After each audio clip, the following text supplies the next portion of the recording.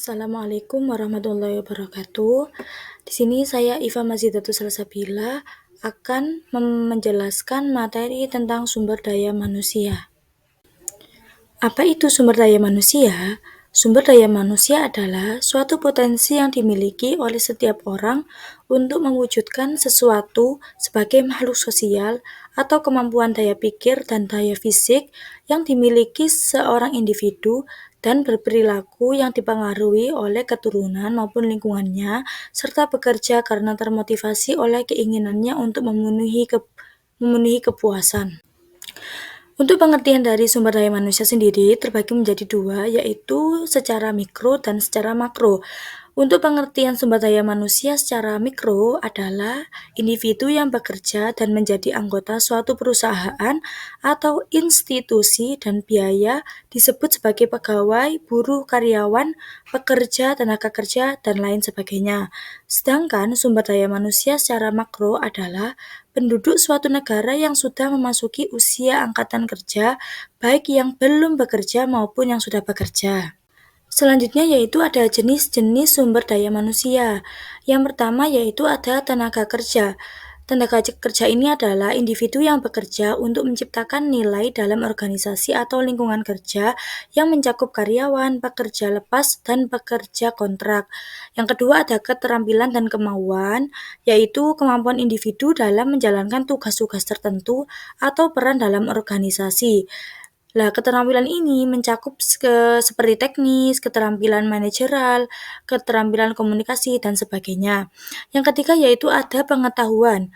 Pengetahuan informasi dan pemahaman yang dimiliki individu tentang berbagai subjek, konsep, atau bidang pengetahuan lainnya. Yang keempat yaitu ada pengalaman. Pengalaman ini yaitu ditujukan kepada riwayat kerja dan praktik kerja yang memungkinkan individu untuk mengatasi tugas-tugas dan tantangan tertentu. Selanjutnya yaitu ada motivasi. Motivasi ini adalah sebuah dorongan, minat, dan keinginan individu untuk mencapai tujuan dan kinerja yang baik. Terus yang keenam ada etika dan nilai. Etika dan nilai ini adalah prinsip-prinsip moral dan nilai-nilai yang membimbing perilaku individu dalam lingkungan kerja. Selanjutnya yaitu ada pendidikan dan pelatihan. Pada pendidikan dan pelatihan ini adalah tingkat pendidikan formal, pelatihan profesional, sertifikasi, dan pengembangan kompetensi melalui kursus dan program pelatihan. Selanjutnya yaitu ada kreativitas kemampuan, yaitu yang untuk menghasilkan ide-ide baru, inovasi, dan pemecahan masalah. Terus ada kesehatan dan kondisi fisik, di mana kesehatan fisik dan mental individu yang dipengaruhi produktivitas dan kualitas hidup. Terus selanjutnya ada komunikasi dan kemampuan sosial, di mana kemampuan individu untuk berkomunikasi dengan baik, membangun hubungan interpersonal, dan berkolaborasi dengan orang lain. Yang ke-11 ada fleksibilitas, yaitu kemampuan untuk beradaptasi dengan perubahan dan mengatasi tantangan yang muncul. Dan yang terakhir ada kepemimpinan, yaitu kemampuan untuk memimpin dan mengelola orang lain, memotivasi tim, dan mencapai tujuan bersama. Selanjutnya ada manajemen sumber daya manusia.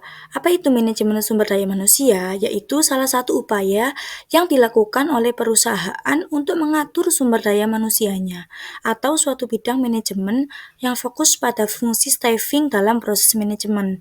Untuk kegiatan staffing sendiri yaitu diantaranya seperti menentukan kualifikasi calon pekerja, melakukan rekrutmen, seleksi kandidat, menyelenggarakan training and development, melakukan evaluasi performa, dan memberikan kompensasi pada pekerja. Untuk tujuan utama dari manajemen sumber daya manusia adalah untuk mengoptimalkan kontribusi sumber daya manusia terhadap kesuksesan organisasi, karena ini melibatkan berbagai aspek, termasuk perencanaan sumber daya manusia, perekrutan, seleksi pelatihan, pengembangan, penggajian, manajemen kinerja, hubungan pekerja, dan administrasi sumber daya manusia tersebut.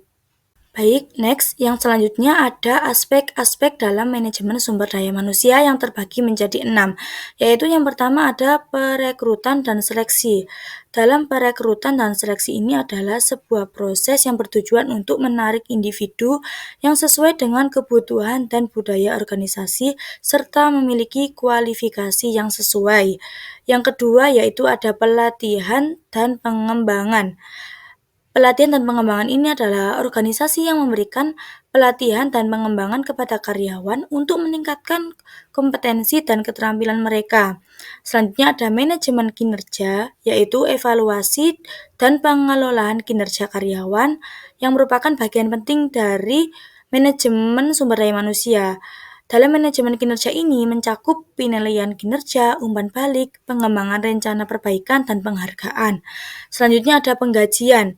Dalam penggajian ini, manajemen sumber daya manusia bertanggung jawab atas perencanaan dan pengelolaan sistem penggajian, termasuk gaji, tunjangan, dan insentif. Selanjutnya ada hubungan pekerja.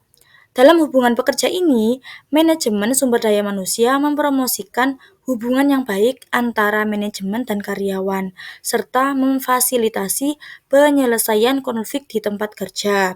Dan yang terakhir ada administrasi sumber daya manusia, di mana di sini melibatkan berbagai administrasi atau aspek yang berkaitan dengan karyawan, seperti pengelolaan catatan personal, peraturan perusahaan, kebijakan, dan komunikasi internal.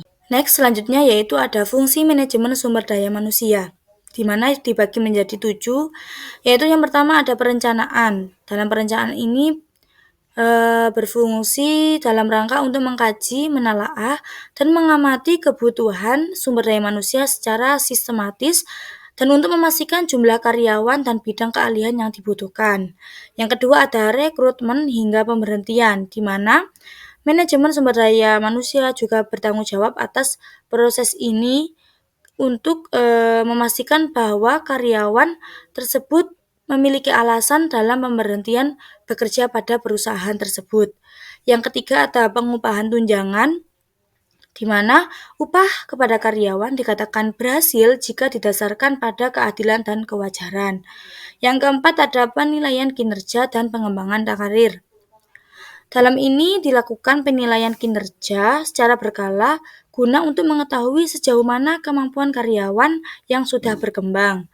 Yang kelima ada pelatihan dan pengembangan kemampuan, di mana manajemen sumber daya manusia juga berfungsi dalam rangka pelatihan dan pengembangan kemampuan karyawannya untuk mencari tahu seberapa besar talent atau skill yang dimiliki oleh karyawan yang bekerja pada perusahaan tersebut. Yang keenam ada keselamatan kerja, di mana manajemen sumber daya manusia juga harus berfokus pada keselamatan dan kesehatan karyawannya dalam rangka untuk menjaga hajat hidup setiap talent yang ada pada perusahaan tersebut dan menjaga karyawan dalam bekerja pada perusahaan tersebut merasa aman. Yang terakhir yaitu pengelolaan hubungan kerja. Pengelolaan hubungan kerja dengan setiap elemen yang ada di perusahaan dengan menghormati hak antar talent atau pegawai, menetapkan prosedur keluhan dan masukan yang dapat disampaikan, hingga penelitian pada manajemen sumber daya manusia yang baik. Fungsi ini dijalankan dengan sebaik-baiknya dengan mempertimbangkan hak talent karyawan yang dimiliki perusahaan. Selanjutnya yaitu ada tujuan manajemen sumber daya manusia. Tujuan yang pertama yaitu untuk merencanakan sistem kerja yang efektif, meliputi proses rekrutmen, seleksi pegawai, sistem penghargaan, pengembangan, dan pelatihan pegawai. Dan untuk tujuan yang kedua yaitu mengembangkan sistem manajemen yang efektif dan menyadari bahwa seluruh elemen perusahaan akan berkontribusi terhadap pengembangan lingkungan kerja yang baik di lingkungan perusahaan. Yang ketiga yaitu untuk menjamin setiap karyawan yang mempunyai kesempatan yang sama untuk maju dalam perusahaan, sekaligus membawa manfaat bagi perusahaan. Memastikan bahwa karyawan dapat dievaluasi dan diberi penghargaan atas pencapaiannya. Yang keempat yaitu untuk menjaga kesehatan dan kesejahteraan pegawai baik lahir maupun batin. Yang kelima yaitu untuk menciptakan lingkungan kerja yang menyenangkan bagi semua karyawan. Selanjutnya yaitu ada manfaat manajemen sumber daya manusia bagi perusahaan. Ada 10. Yang pertama yaitu manfaatnya rekrutmen dan seleksi yang efisien, di mana manajemen sumber daya manusia membantu organisasi dalam menemukan, menarik, dan memilih karyawan yang sesuai dengan kebutuhan dan budaya perusahaan. Yang kedua, manajemen sumber daya manusia membantu mengidentifikasi kebutuhan pelatihan dan pengembangan karyawan.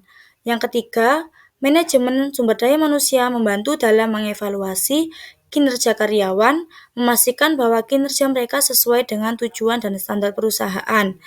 Yang keempat yaitu manajemen sumber daya manusia dapat merancang program insentif dan kompensasi yang membantu memotivasi karyawan untuk bekerja lebih keras dan berkinerja lebih baik lagi. Next, untuk manfaat manajemen sumber daya manusia yang selanjutnya yaitu manajemen sumber daya manusia dapat membantu menangani konflik antar karyawan atau manajemen antar karyawan dan menciptakan lingkungan kerja yang lebih harmonis lagi. Yang keenam yaitu manajemen sumber daya manusia melalui kebijakan dan praktik yang mendukung kesejahteraan karyawan dapat membantu organisasi mempertahankan karyawan yang berpengalaman dan terampil untuk gilirannya mengurangi biaya dan waktu yang dikeluarkan untuk rekrutmen dan pelatihan ulang.